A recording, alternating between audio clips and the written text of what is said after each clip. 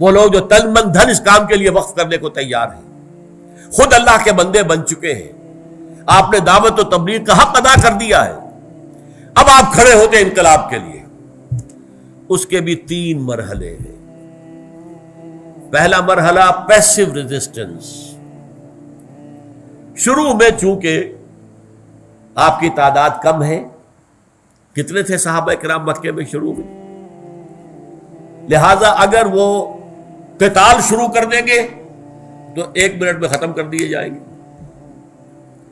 لہذا passive resistance, لوگوں کی مارے کھاؤ، خود جوابی کارروائی کوئی نہ کرو۔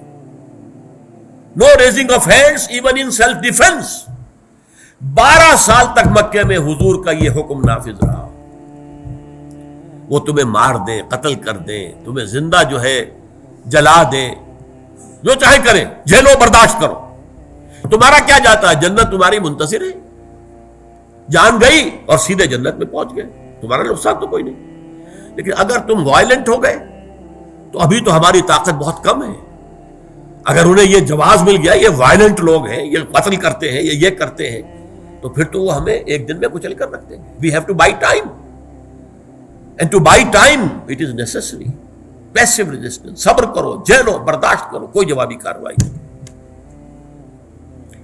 نمبر 2، جب آپ کی طاقت کافی ہو جائے تو اب آپ چیلنج کریں معاشرے کو، ایکٹیو ریزسٹنس، چھیڑے نظام کو کہیں سے، اور اس کے نتیجے میں پھر تیسری اور آخری منزل آئے گی، پھر قتال، جنگ۔ حضور کی سیرت مطہرہ کے اعتبار سے یہ 3 مرحلے جو ہیں آپ کو اچھی طرح سمجھ لینے چاہیے۔ پہلے 12 برس تک کیا کام ہو رہا تھا مکے میں؟ جہاد ہو رہا تھا۔ جاہدوا فی اللہ حق جہاد ہی، یہ تو مکی صورت ہے۔ سورہ حج جو ہے مکی ہے، سورہ عنکبوت ہم پڑھیں گے پھر آگے چل کر، مکی ہے۔ وَمَنْ جَاهَدَ فَإِنَّمَا يُجَاهِدُ لِنَفْسِهِ، اور اسی میں پھر وہ لفظ آیا ہے وَإِنْ جَاهَدَاكَ لِتُشْرِكَ بِي مَا لَيْسَ لَكَ بِهِ عِلْمٌ فَلَا تُطِعْهُمَا، اور آخر میں آیا ہے وَالَّذِينَ جَاهَدُوا فِينَا لَنَهْدِيَنَّهُمْ سُبُلَنَا۔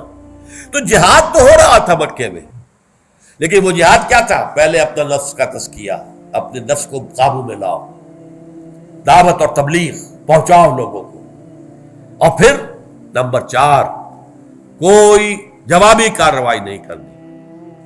قتل کر دیتے کر دے، اصبروا یا اہل یاسر فإن موعدکم الجنہ، اے یاسر کے گھر والوں صبر کرو، اس لیے کہ تمہارا جو مقام ہے، تمہارا جہاں تمہارے استقبال کی تیاریاں ہو رہی ہیں وہ جنت ہے، جنت میں تمہارے استقبال کی تیاریاں ہو رہی ہیں۔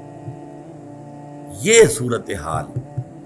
لیکن جب مدینے میں اللہ نے ایک بیس عطا کر دیا تو اب آپ نے چھیڑا ان کو، مشرکین مکہ کو، ان کے کیروان روٹس کو۔ یہ چیزیں ذرا مشکل ہے اور وقت بھی نہیں ہے اب، تو میری کتاب منہج انقلاب نبوی بہت اہم ہے، بہت اہم ہے۔ اس لیے نہیں کہہ رہا کہ میں نے لکھی ہے، انقلابی عمل کے اعتبار سے سیرت کا تجزیہ جو ہے آپ کو کہیں اور نہیں ملے گا، میں اس کا دعویٰ کر رہا ہوں ڈنکے کی چوٹ۔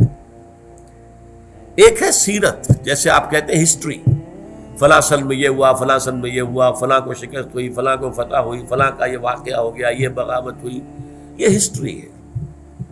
سیرت میں بھی یہ واقعات آپ لیتے جا رہے ہیں، یہ ہسٹری، یہ سیرت ہے۔ ایک ہے فلسفی آف ہسٹری، یہ کیوں ہوا، فتح ہوئی تو کیوں ہوئی، شکست ہوئی تو کیوں ہوئی، کوئی اوپر گیا تو کیوں گیا، کوئی نیچے گیا تو کیوں گیا، یہ ہے فلسفی آف ہسٹری۔ تو سیرت اور ہے اور سیرت کا فلسفہ اور ہے، فلسفی آف دی سیرہ۔ تو میں دعوے دار ہوں اس بات کا کہ میری کتاب منہج انقلاب نبوی یہ فلسفہ سیرت کے اوپر کتاب ہے، واقعاتی اعتبار سے بھی ہے لیکن اس کا تجزیہ ہے فلسفیانہ انداز میں۔